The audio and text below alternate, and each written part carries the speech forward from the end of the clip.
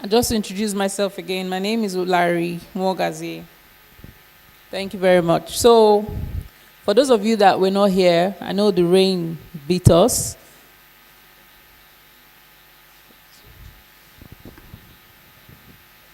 Okay.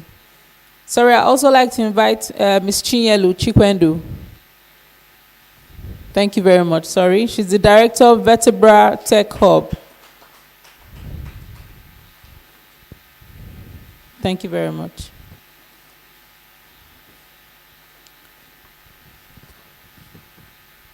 So the first session we had a very insightful discussion where we talked about we're able to identify major trends and global shifts reshaping the world. We had conversations around globalism, the emotionalization. These are some of the trends that we begin to find and we discussed. We talked about the implications for governments, multilateral organizations, and civil societies, how this was impacting us now and how it can impact us in the future. We also we tried to have conversations on how, and if it's possible to even shape these trends. And we had interesting conversations about people and trends, who influences who. Our goal in this panel is a continuation of that roundtable. If there are any other trends that we need to identify at this point, our panelists will identify such trends that we haven't spoken about before. But more importantly, we also want to find out about how some of these trends, such as the globalization, the emotionalization, where we spoke about the fact that digitization is also causing a trend in the sense that people are becoming less emotional than we used to be before. So, all these trends, how does it concern national competitiveness?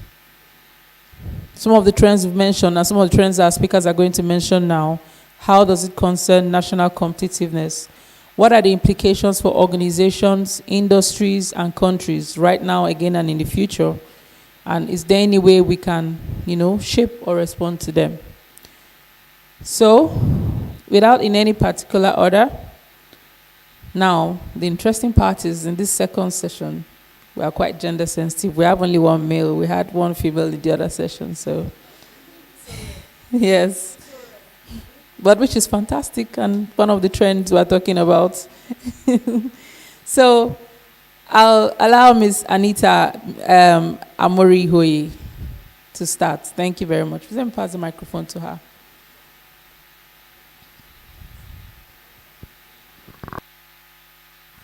Thank you.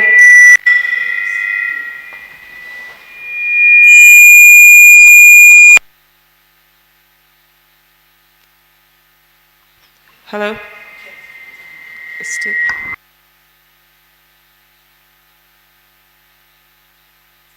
think it's because it's here.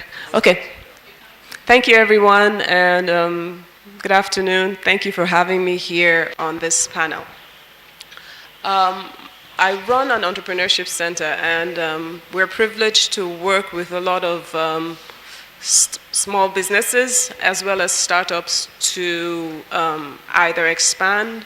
We work with them in the sectors of innovation, strategy, and access to finance.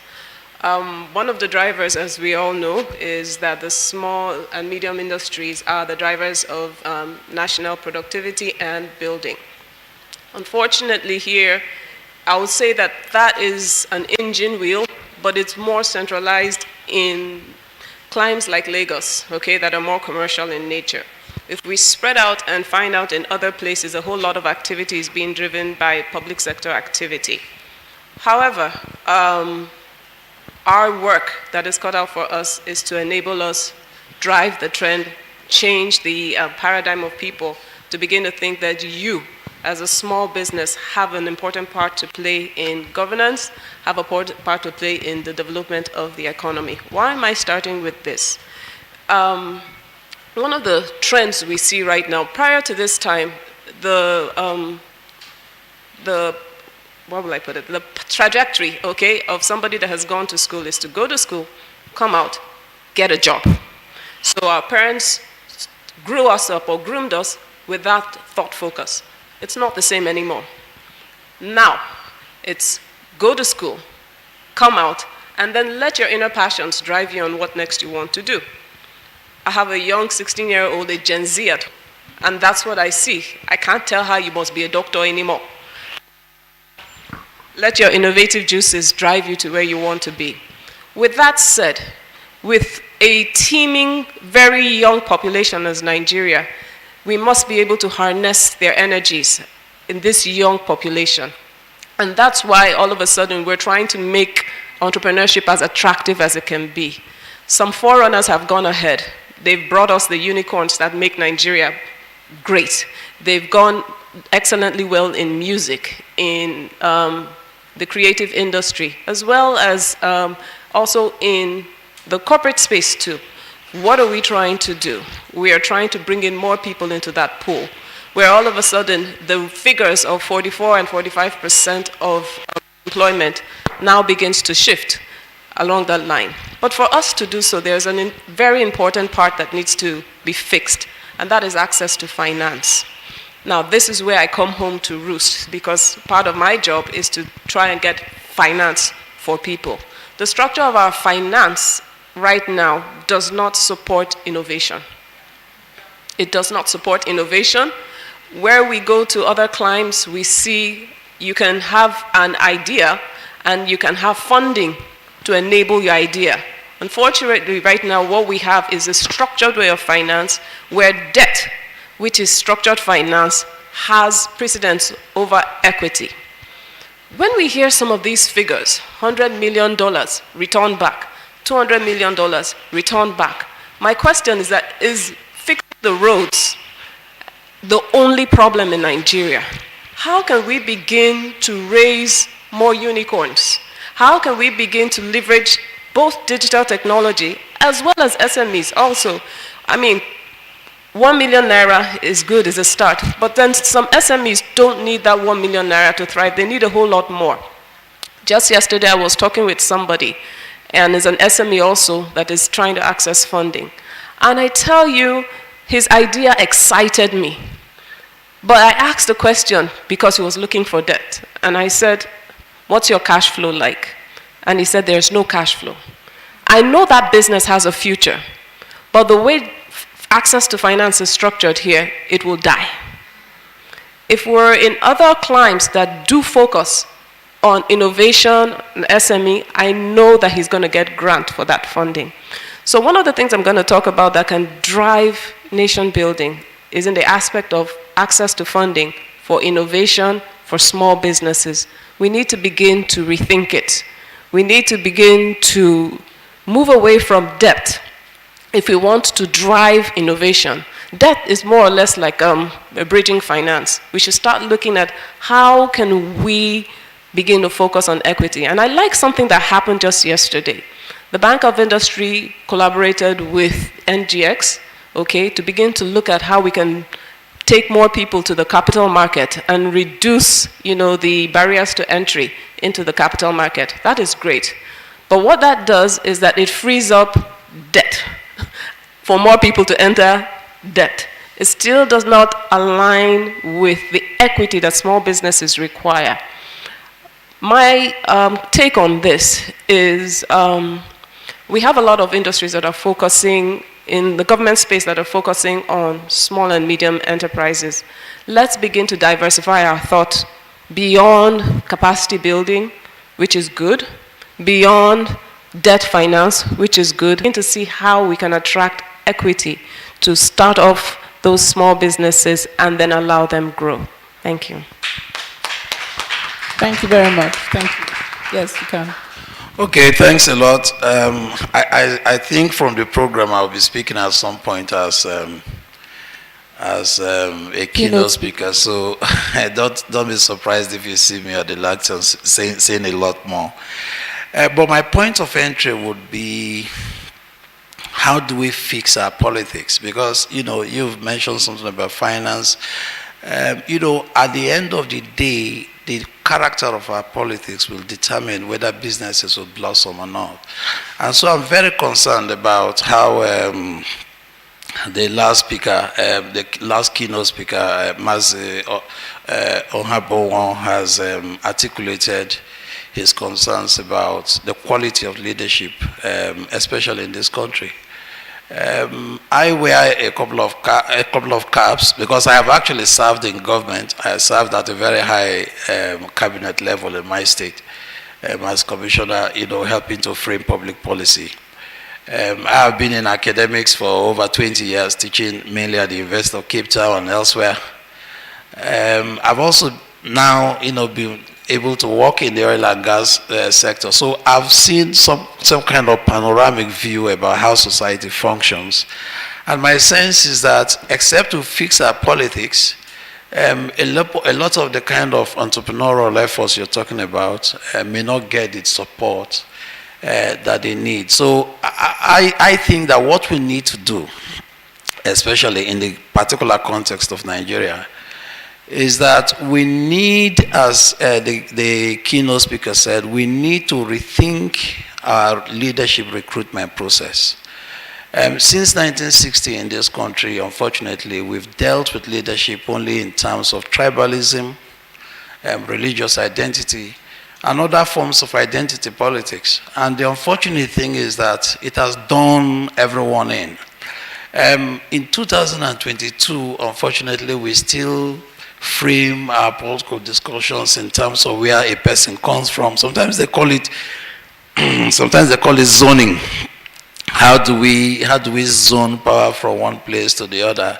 My own experience being in government is that when you zone offices, when you zone public offices from one place to the other, only those with the vilest energy sees it from that zone. And when they do, the rest of us are doomed. 8 years ago, or almost 8 years ago, there was this insistence that power needed to gravitate to another section of the country. President Jonathan has served 5 years, 1 year after the death of President Yaradua, and then after the election, he himself served for 4 years. And then there was this great debate about how power needed to move to another section of the country. Long story short, power moved to the north. And now we have seen, I don't know how many of you remember the song, I think in the 70s or early 80s, now that you found love, what do you want to do with it? You know the song? Now, I think it's by Third World. Third World, that group is no longer playing now, but now that we found love, what do we want to do with it? Do with it. So now, you wanted to zone power to a certain section of the country, and now the power has been zoned to the north. Now you've got the power. After 7 years, what do we have to show? We have the largest amount of poor people in the world. We have the highest maternal mortality rate in the world. We have the highest number of children out of school in the world. We have a collapsing economy. Just yesterday I read that even interest rate has gone up. We now no longer are able to finance our public. So the point we are making is that we keep characterizing our politics in terms of identity politics. Where do you come from? What kind of God do you worship? What kind of language do you speak? Now, the more and more we frame our public discussions and political activities around this kind of primordial sentiments, the tendency is that we are going to end up with the worst form of government. So the best thing we can do to support the kind of ideas that you have, which I relate with, because on the side, I happen to run a business as well, and I know how tough it is to generate capital. So, but you need the superstructure to function along with the base. Our own political base is very corrupt, it's very primordial, and I think that, it's not all negative too. These days, we are seeing increasingly that young people are getting to intervene in the public space. They've already taken over the creative sector. I mean, if you are talking about anything creative in Nigeria, the government is not involved. And you see young people, whether it's in the music industry, in arts, in all kinds of creative spaces, they are doing very well. They have taken over the tech sector. The tech sector now is dominated by young people. They are the ones creating the fintechs. They are the ones who are, who are driving the fintech space and the industry. So what we need to do is to make sure we fix our politics. And my suggestion, because I'll speak more about this later, my suggestion is that we need to zone power now to competent people, wherever they are, whether they are from the east, whether they are from the north, wherever they are, we need to insist on hiring only competent people, because if I wake up in the morning, I don't want to know who the governor is from, where the governor is from, where the president is from. If the roads are good, the electricity is supplied, I can go to the bank and nobody needs to know where I come from, and they can look at my business proposal on its own merit and give me finance. That is all I care about. That's all I care about. So we can see that the more and more we put in competent people in government, everybody's doomed, whether you are rich or whether you are poor. If you look at the level of poverty in this country now, even the rich, there's a race to the bottom. Even the rich, even the rich can't say they are happy, because every morning you see so many people queuing up outside your fence. They want money. And it's very dangerous to live like this. Now, the other point is, we also need to make sure that when we give competence, when we give competent people public office, we don't only just vote and go to sleep. As Honorable once said, we need to make sure that after the voting day, we hold their legs to the fire. We hold them to account. Democracy is not a 4-year ritual. We need to make sure we hold people to account. Once they've been voted into office, we need to hold them to account to say, look, you said you are going to provide water. Where is the water? You said you were going to provide electricity. Whereas these issues are colorblind. These issues don't know about ethnicity. Poverty doesn't know about religion. So we need to wake up to make sure that we choose the right people. Only then can we open up the spaces, for entrepreneurs to thrive. If you go to Rwanda, I've been there so many times. I mean, you need to go there to know exactly what is happening. I work in the education sector, so I know what is happening. In fact, the irony of the situation in Rwanda is that, unlike in Nigeria, where if things don't go well in the public sector, say public education, you quickly put your kids in the private schools. If you go to Rwanda, the public schools are better than the private schools. In fact, 2 months or 3 months ago, owners of private schools held a meeting and they were begging the government that please try to make sure that we survive. Because they have the best schools, the ministers and their kids are right in those schools. And if you go to some of these, I have been there, I'm not talking about something you read in the papers. If you go to Rwanda and see public schools, you will marvel. Private schools are suffering, they are closing down. But here, the exact reverse is the case. So these things are not theoretical matters. If you fix the politics, every other thing will follow. But if you don't fix the politics, I'm sorry, nothing is going to work, because the roads, no matter how rich you are, you can't provide for everyone. Only government can do that, because government has direct access to public funds and can do the greatest amount of good to the greatest number of people.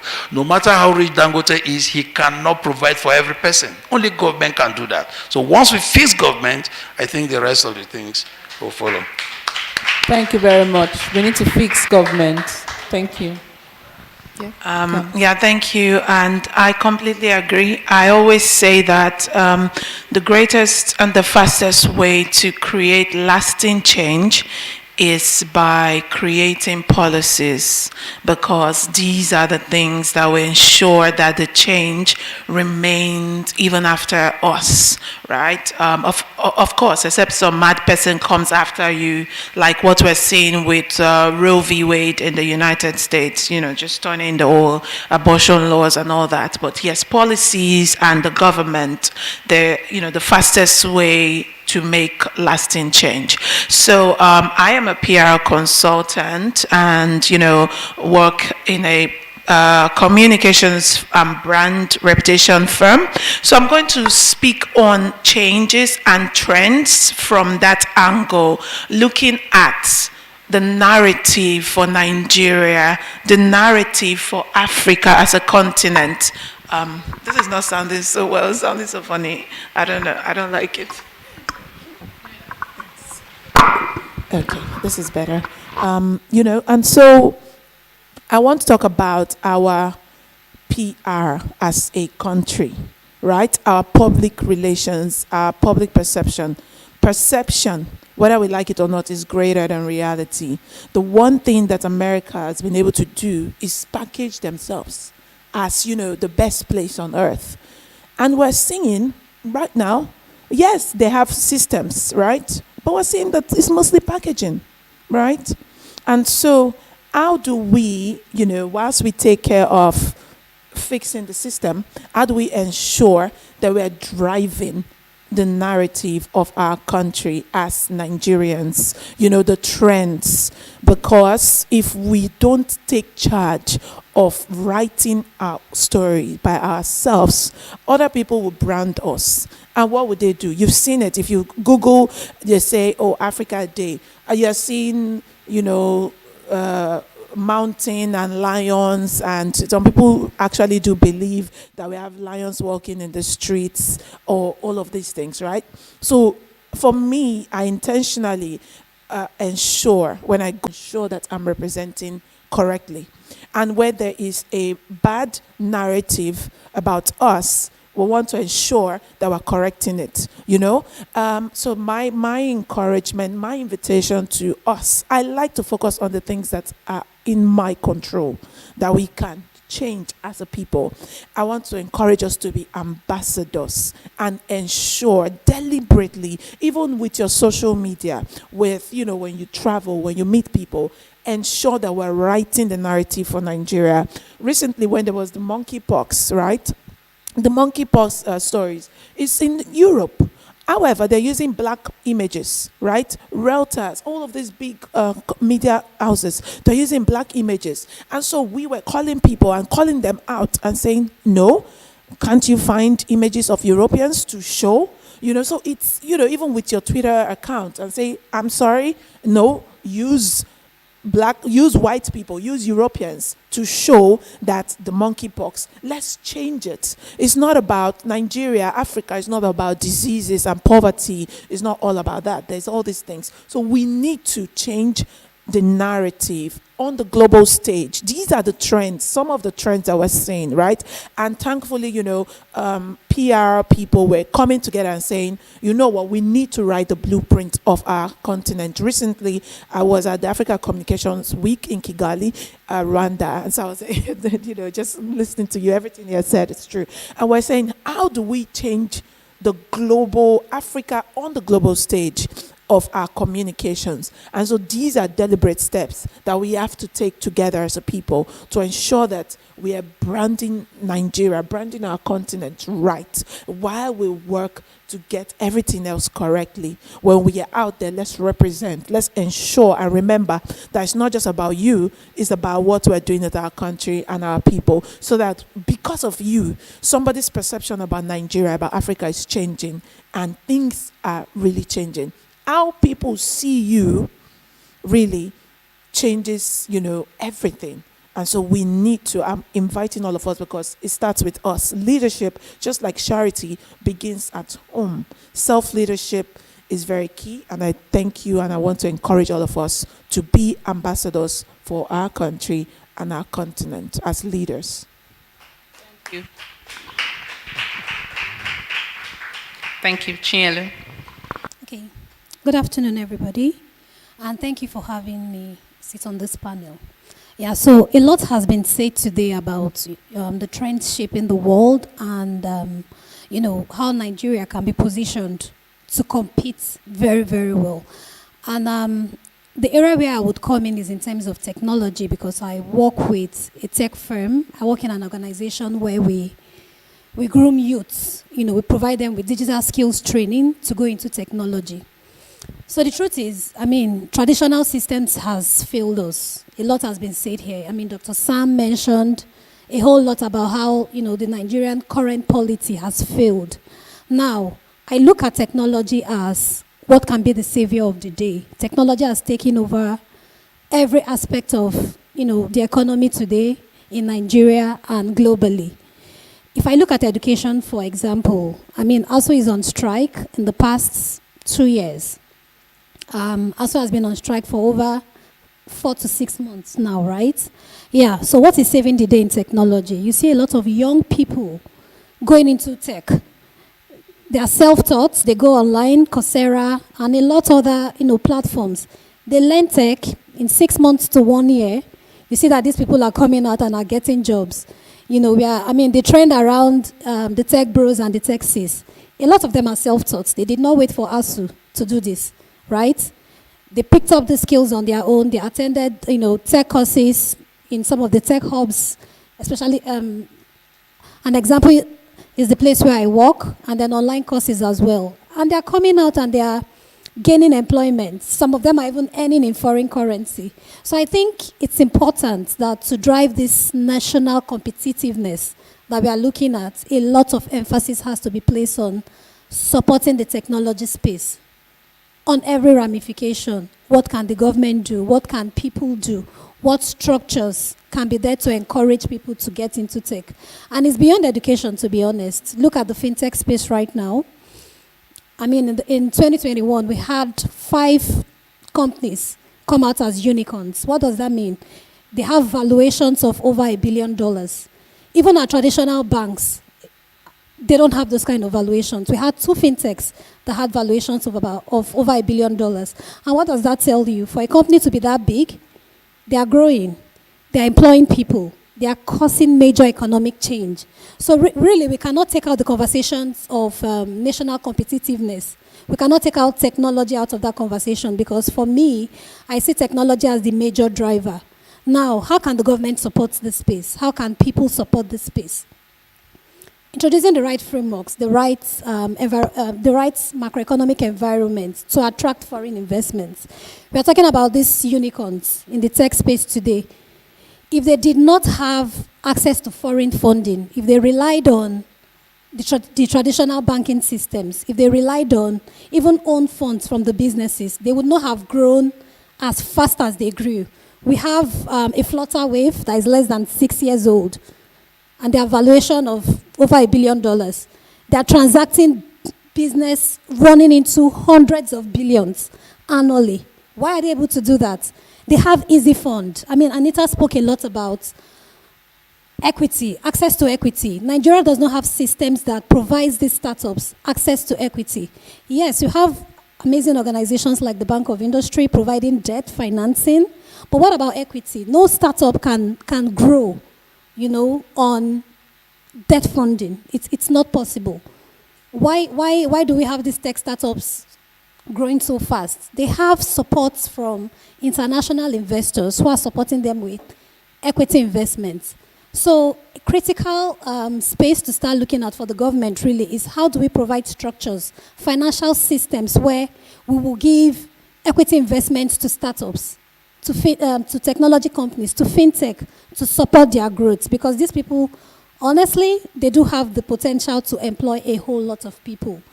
So, I mean, beyond education, beyond fintech, health tech, COVID-19 pushed all of us into things like telemedicine. If you had told somebody that pick up the phone and call a doctor and get your diagnosis, people will frown at it and be like, no, I won't get the real thing. But hey, a lot of people do that now. Pick up the phone, you speak to a doctor, you get your diagnosis, through technology, they are prescribing drugs, it's being delivered to your house through e-logistics systems. So these are for me, technology is a very important conversation that we need to look at as a country.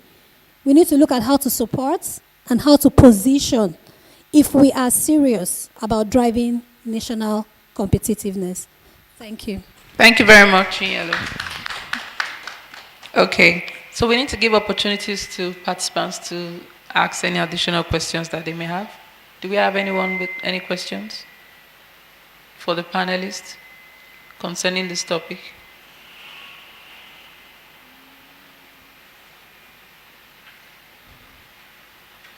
Any questions from anybody? Okay. I mean, these are very valid points because we've talked about several, let me take your mic again.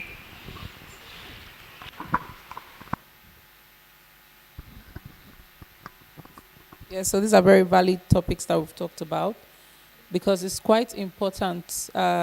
We had conversations about digitization, the influence it's also having on the trends that we're experiencing.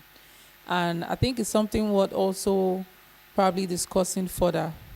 In terms of the spread, how far and how fast would you think that digitization has occurred In terms of being a trend in Nigeria, do you think it's a slow or a fast, process? Has it been fast or is it slow?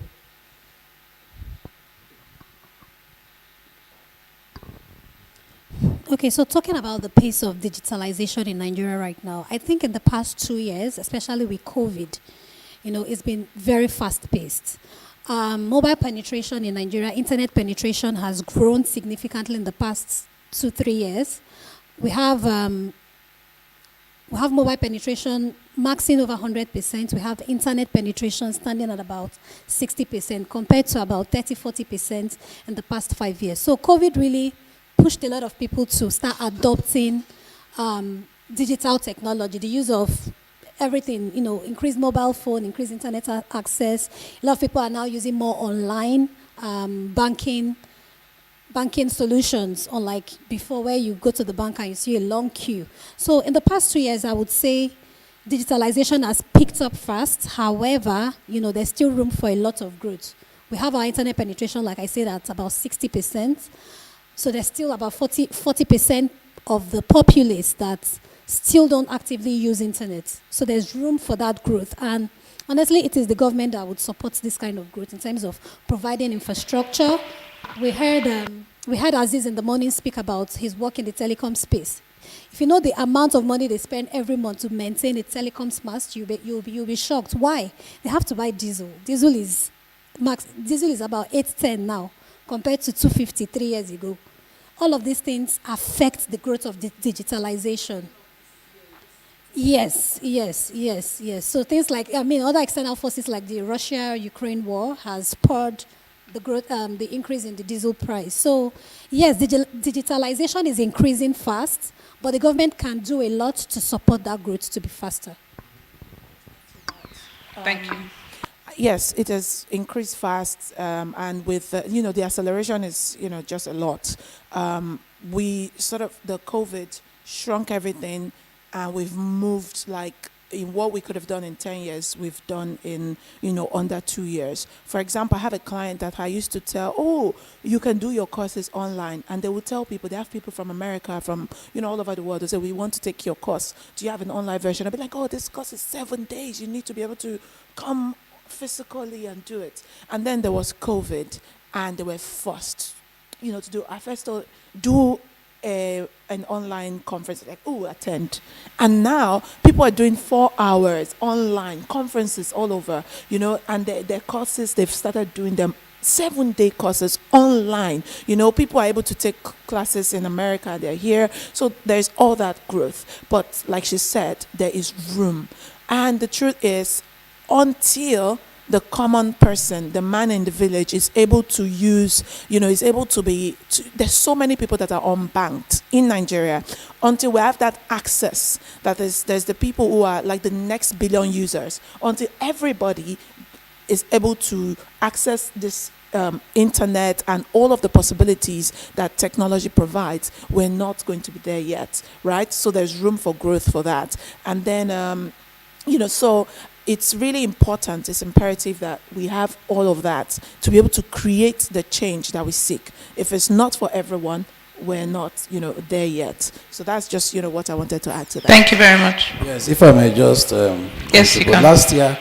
Last year, October, I was technical consultant to UNESCO in Paris, and they were investigating the impacts of COVID-19 and e-learning on young people in about 70 countries.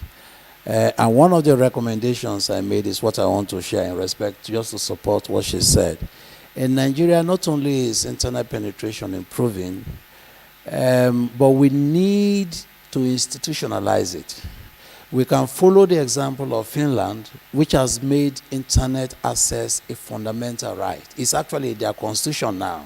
It's a fundamental right. And I think that if Finland, that has a very high, one of the highest literacy levels in the world, can do that, we can actually do this elevate internet access as to the level of a fundamental right, enshrine it in our constitution with a minimum bandwidth to every citizen. It's very possible. Other countries are doing that. Finland has done it close to a decade ago. So rather than worry about what's the percentage of internet penetration, why don't we just elevate it to the point of a human right and then actually enshrine it in the constitution and work with the telcos to make sure that that penetration actually happens as a matter of service delivery. Thank you. Thank you very much. I think it's time to release our panelists. Oh, do we have a question? Yeah, okay. Thank you. Your name and your question. Yeah, this is Kumar. Actually, I'm not having a question. Actually, I want to add on with whatever you said. What I see in this country is that alcohol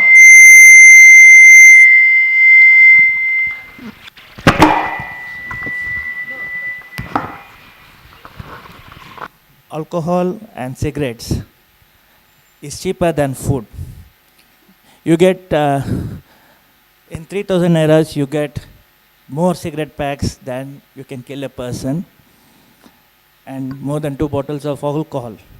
But in 3000 eras you can't